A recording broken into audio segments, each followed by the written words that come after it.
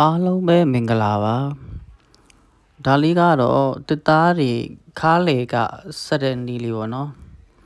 ဟိုဘက်တစ်လက်မဒီဘက်တစ်လက်မရပြီးတော့ရှူဂါလေးလုပ်ပြီးတော့ဆက်မှာပေါ့နော်အလဲကိုထဲမှာပေါ့အဲ့ဒါမှနည်းနည်းလှုပ်ရမ်းမှုတွေတက်တာစေမှာပေါ့နော်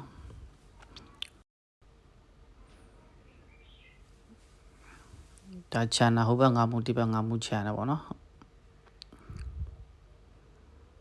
ဒါကရှူဂါလေးပုံစံဖြတ်ထုတ်ဖို့ပေါ့နော်တဲ့ခါကအလေတန်းကအမ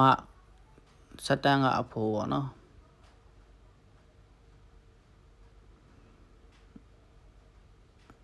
ဒါဆိုခိုင်မာတဲ့အလေတန်းစံနီလေးရရှိပါပြီ